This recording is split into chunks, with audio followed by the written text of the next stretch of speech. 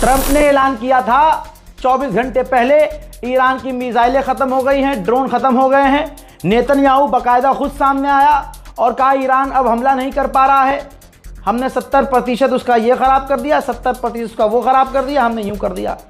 हजरात, बीती रात पूरी रात अरब देशों के अंदर अमरीकी बेसिस को निशाना बनाया है ईरान ने, और अमरीका के वो बेस और अरब के जो डिफेंस सिस्टम है अपने बुआ के लड़के को बचा नहीं पाए। सबसे पहला मंजर सीधा दिखा रहा हूं, बहरैन के अंदर अमरीका का जो बेस है उस पर ईरान की मिसाइलें दंदनाती भी गई हैं और गिरी भी हैं, फटी भी हैं, लाल भी हुई हैं। देखिए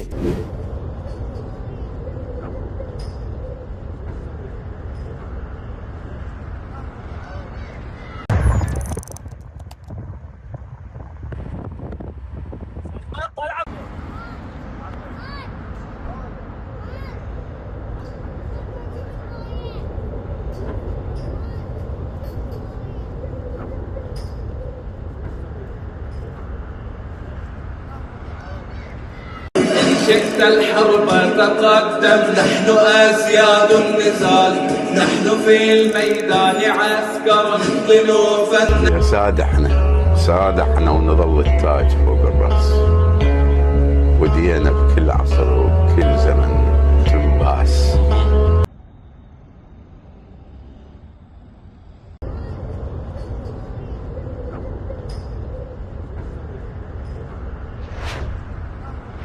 ठीक है दोस्तों, ये मिसाइलें और रॉकेट और ईरान के जो ड्रोन है वो ख़त्म हो गए हैं, ये ख़त्म हुए हैं। इसके अलावा इराक में अमरीकी बेस का बुरा हाल है, एक दो बेस थोड़ी हैं, और जहां फट गई मिसाइल ईरान अगले दिन फिर वहां मारता है कि बचा कुचा भी ख़त्म कर देंगे। इराक में भी अमरीकी बेस पर ड्रोन और मिसाइल अटैक ईरान का कामयाबी से हुआ है। डिफेंस सिस्टम इंतकाल हो गया। देखिए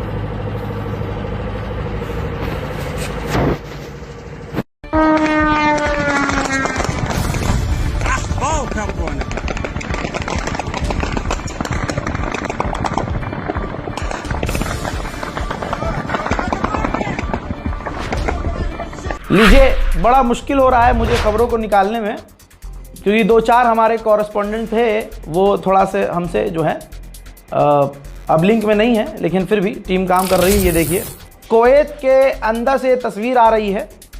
कुवैत में भी अमरीकी साइट, अमरीकी बेस पर हमला हुआ है। उधर सऊदी अरब ने कंफर्म किया है कि हमने 8 और ईरान के ड्रोन्स को मार गिराया है। तो कुल मिला के ये है कि जो कहा था पेजेश्कियान ने माफ़ी मांग ली, घुटने पे आ गए, ईरान हार गया, अमेरिका जीत गया, घोप हो गया ट्रंप के साथ। ईरान तो अभी भी मार रहा है। ईरान ने 2 टूक कही कि अगर अरब देश अमेरिका को कह दें कि आप हमारा बेस इस्तेमाल मत कीजिए तो हम हमला नहीं करेंगे, और अगर हमला कर रहे हैं तो ईरान तो रिटेलिएट करेगा। दोस्तों, कतर की भी सुन लीजिए, कतर को भी निशाना बनाया एक बार फिर से ईरान ने। कतर ने खुद कंफर्म किया है कि 12 मिसाइल तो हमने खुद ईरान की रोकी है। सऊदी अरब पिछले कई दिनों से कह रहा है, आज फिर कहा है, ईरान को धमकी दी है कि अगर हम पर हमला किया तो हम रिटेलिएट करेंगे। ईरान अच्छा खेल रहा है। ईरान कह रहा है कि हम आप पर कर ही नहीं रहे जनाब, आपने जो अपनी ज़मीन किराए पर दी है अमेरिका को, हम अमेरिका के हथियारों को, रडार को, अमेरिकी फौजियों को आपके मुल्क की ज़मीन जो आपने किराए पर अमेरिका को दी है वहाँ हमला कर रहे हैं। ब्रिटेन के अंदर जो ईरान के एम्बेसडर हैं, भाई जिगरा देखिए अगले का, बरतानिया के अंदर जो ईरान के एम्बेसडर हैं, ब्रिटेन के अंदर रहते हुए बरतानिया को धमकी दी है कि थोड़ा केयरफुल रहना और इस जंग से थोड़ा पीछे ही रहना, वरना परिणाम बुरे होंगे। अब जब सारी दुनिया में बल्कि यूएन की नज़रों में भी अमेरिका फंस गया, डोनाल्ड ट्रंप के चेहरे की हवाइयाँ उड़ी, अमेरिकी एजेंसियों, अमेरिकी बड़े बड़े न्यूज़ रिपोर्टर्स और जर्नलिस्ट ने छाप दिया, कह दिया और खुलासा हो गया कि जो ईरान के अंदर स्कूल को निशाना बनाया अमेरिका ने बनाया और अमेरिका ने ही 170 बच्चियों को ईरान में एक झटके में कत्ल कर दिया। वो डोनाल्ड ट्रंप ने करवाया। तो अब डोनाल्ड ट्रंप के पास कोई बयान है ही नहीं, कोई स्टेटमेंट बचाव के लिए है ही नहीं। तो अब वो क्या कह रहा है कि उन्हें, उन बच्चियों को, उनको मारने वाला खुद ईरान है। दुनिया में 1% भी आबादी ऐसी नहीं होगी जो डोनाल्ड ट्रंप के इस बयान को मान ले। सुनिए। Did the United States bomb a girls' elementary school in southern Iran on the first day of the war and kill 175 people? In my opinion, based on what I've seen, that was done by Iran. Is that true, Mr. Hegson? It was Iran who did that? We're certainly investigating. Still investigating. But the only side that targets civilians is Iran. We think it was done by Iran. Because they're very inaccurate, as you know, with their munitions. They have no accuracy whatsoever. It was done by Iran. आगे Donald Trump ने कहा कि हमने Iran की navy को मिटा दिया, हमने उनके सारे वॉरशिप को, युद्धपोत को डुबा दिया, हम उनकी मिसाइलों और ड्रोन्स को ख़त्म कर रहे हैं। यहाँ तक कि डोनाल्ड ट्रंप ने यह भी कह दिया है कि जंग के बाद ईरान पहले जैसा नहीं दिखेगा। एक्सपर्ट कह रहे हैं ये ईरान की ज़मीन पर किसी इलाके पर कब्जे का इशारा है, क्योंकि अब दुनिया के सामने ट्रंप का एक बार और घिनौना चेहरा सामने आ गया है कि डोनाल्ड ट्रंप ने वेनेजुएला पर भी तेल की वजह से कब्जा किया और ईरान पर भी हमला करने की वजह ईरान का रेयर अर्थ मिनरल है और अनलिमिटेड तेल के भंडार हैं। उधर इजराइल ने पूरी रात ईरान की ऑयल रिफाइनरी और ऑयल स्टोरेज को निशाना बनाकर ईरान की कमर तोड़ने की कोशिश की है। कुछ वीडियोस और उससे जुड़े हुए हैं, देख लीजिए। انبار نفت کرده زدن، پول بغلش سالمه، نقطه زنی کرده دقیقا رو خود انبار. حجم دودو ببینید.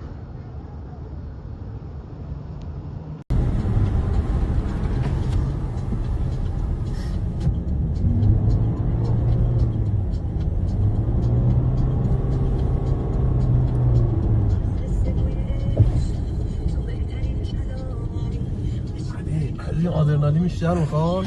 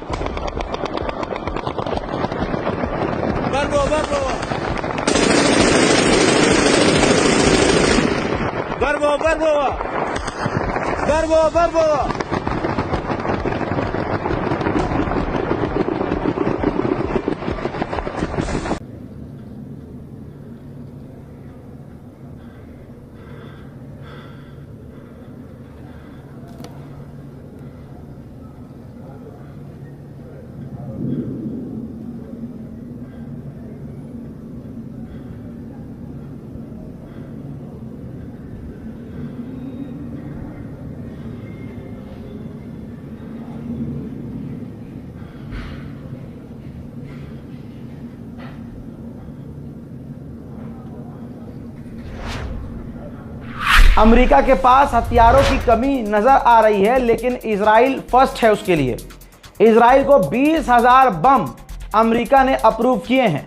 अब यह समझिए कि इजराइल के पास भी हथियार कम पड़ रहे हैं। ईरानियन ऑफिशियल ने कंफर्म किया है कि हमने कई सारे अमेरिकी सैनिकों को पकड़ा है। लेकिन अमेरिका इसको मानेगा नहीं, न मान रहा है। अब मैं ईरान को कहना चाहता हूं, इसमें सबसे अच्छा काम ये कर सकते हैं आप कि उन कैदियों की तस्वीर और वीडियो जारी कर दीजिए, बात ही खत्म। अभी 5 दिन पहले ही शुरुआती दौर में मैंने कहा था कि अमेरिका और इजराइल जब हारने लगते हैं और जब दिखता है कि सामने वाला भारी पड़ेगा तो वो सिविलियंस को निशाना बनाते हैं। और मैंने ये भी कहा था कि ईरान को गाजा बनाने की चाहत रखता है इजराइल, बिल्कुल गाजा के स्टाइल में। ये देख लीजिए, ईरान के अंदर अमेरिका और इजराइल ने अस्पताल को उड़ाया, एम्बुलेंस को भी निशाना बनाया। ये एम्बुलेंस आप देख रहे हैं, स्पेशली एम्बुलेंस को निशाना बनाकर ईरान में एम्बुलेंस को उड़ा दिया। 60 से ज़्यादा स्कूलों को उड़ाया, 150 से ज़्यादा छात्रों को मार दिया, एयरपोर्ट उड़ा दिया, पानी के स्टोरेज को उड़ा दिया, तेल के स्टोरेज को उड़ा दिया, सड़कों को उड़ा रहा है, इमारतों को उड़ा रहा है। बिल्कुल गाजा के स्टाइल में ईरान के साथ इजराइल कर रहा है। वहीं ऐसा नहीं है कि ईरान की मिसाइलें इजराइल पर नहीं गिर रही हैं। इजरायली लोग ज़्यादातर टाइम बंकर्स में गुजार रहे हैं और इजराइल ने पाबंदी लगाई है तमाम चैनलों पर और सोशल मीडिया पर और वहाँ के लोगों पर कि जो ईरान की मिसाइलें हमें फाड़ रही हैं उनकी तस्वीर और वीडियोज़ नहीं जानी चाहिए पब्लिक में। इस वजह से तस्वीरें लेट आ रही हैं। अब ईरान की जो मिसाइल तेल अवीव में जाकर गिरी हैं और उन 1-2 मिसाइल ने ही जो तबाही मचाई है उनका मंजर देखिए। तेल अवीव मिसाइल गिरने के बाद रेस्क्यू कार्य चल रहा है। जो लोग मरे हैं उनको डेड बॉडी को निकाला जा रहा है। क्या क्या नुकसान हो रहा है, फोर्स लगी हुई है। अंदर हम लोगों को जाने नहीं दे रहे हैं। यहाँ पर मिस्टेक होकर एक मिसाइल गिर गई है। गाड़ी ओड़ी सब घर और सब तहस नहस हो चुका है, समझ लीजिए। कम से कम 10 घरों को नुकसान की हुई है लगभग।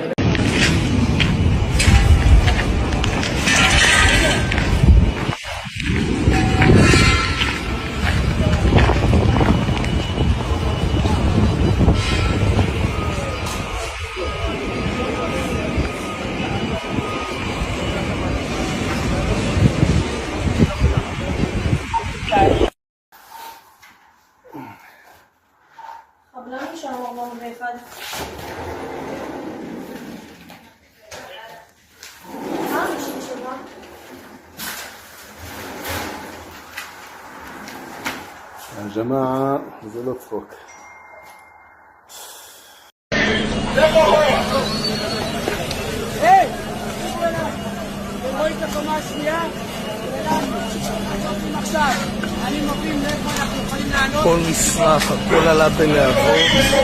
मेरे दोस्तों, अब देखना यह है कि आगे होता क्या है।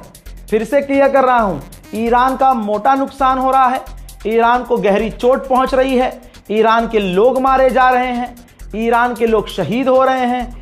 लेकिन ईरान का स्टैंड अभी भी यही है, न झुके थे न झुकेंगे। ईरान किसी भी हालत में झुकने को तैयार नहीं है। अपने लोग खो रहा है, पैसों का नुकसान हो रहा है, आम लोगों की जान जा रही है, ईरान की कमर टूट रही है। लेकिन करबला याद रखिएगा, मरने वाले को, शहादत देने वाले को कभी हारा हुआ नहीं कहा गया है। आज देख लीजिए, करबला में यही हुआ, 72 के 72 शहीद हुए। लेकिन आज यजीद का नाम लेने वाला कोई नहीं है। नाम किसका लिया जा रहा है? हुसैन का। कल भी नाम ईरान का लिया जाएगा, ट्रंप को कोई जानेगा नहीं। एप्स्टीन फाइल में अपने नाम को छुपाने के लिए डोनाल्ड ट्रंप जंग शुरू कर चुका है। उधर नेतन्याहू ने अपना नाम छुपाने के लिए गाजा फिलिस्तीन में नरसंहार किया हुआ है अपने वॉर क्राइम्स को, और खुद इजराइल की कोर्ट के अंदर उस पर जो करप्शन के चार्जेस लगे हुए हैं उससे बचने के लिए गाजा में उसने जंग शुरू की है। ये बुढ़े इतना जुर्म जिंदगी में कर चुके हैं कि अपने उन क्राइम से बचने के लिए, जेल से बचने के लिए वर्ल्ड वॉर शुरू कर रहे हैं। देख रहे हैं आप। मुसलमानों से अपील है कि इस वीडियो को ज़्यादा से ज़्यादा शेयर करें। फिलहाल के इस रिपोर्ट में इतना ही। जय हिंद।